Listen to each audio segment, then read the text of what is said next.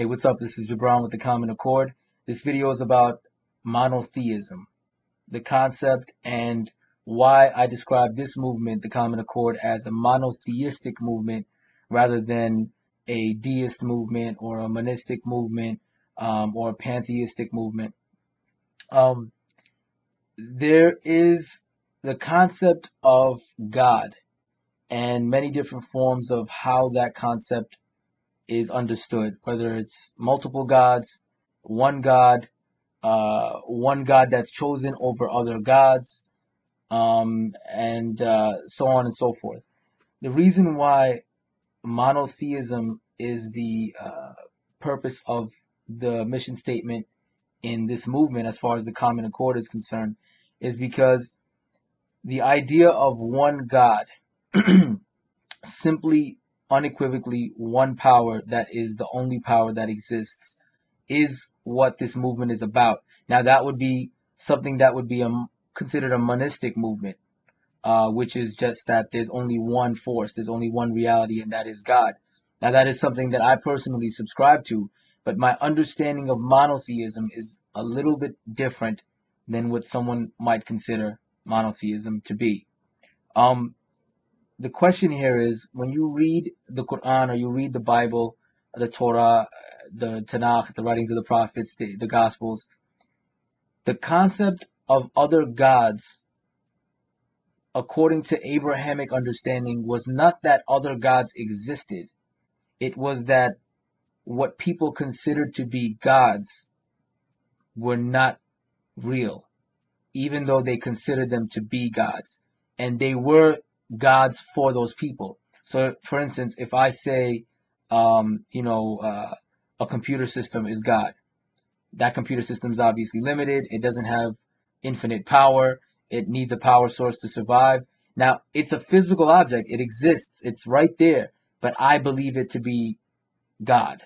You know what I mean? But what I'm doing is I'm equating the concept with an object that doesn't match.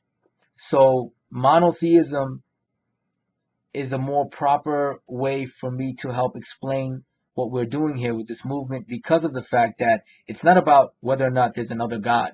There's only one power there's only one power that exists, and that is God.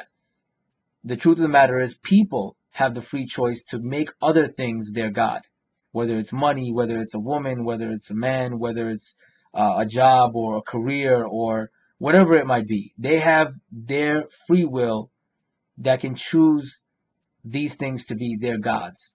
And essentially it would be their gods, and you would be ascribing power or associating power with something that is not really the power, which is the only power, which is God. And our existence, our being as me, you, the deer, the gazelle, the grass, the trees, all those things are in a world of materialism, a materialistic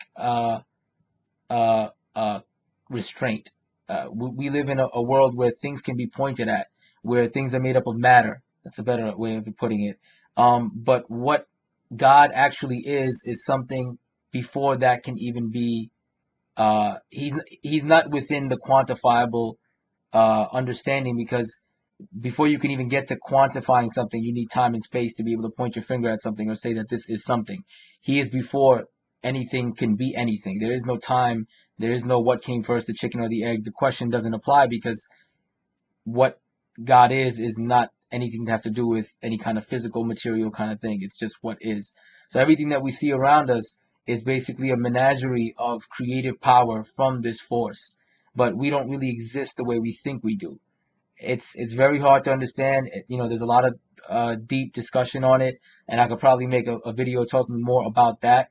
But that's pretty much what it is. And the reason why I consider this movement monotheistic is only because people still have the free will to make other things their gods, when there is only one power, one God in this universe, or in this thing we call life. I hope this video helps explain the concept for our movement, for monotheism. And if you have any questions or comments, please feel free to comment below. Assalamu alaikum.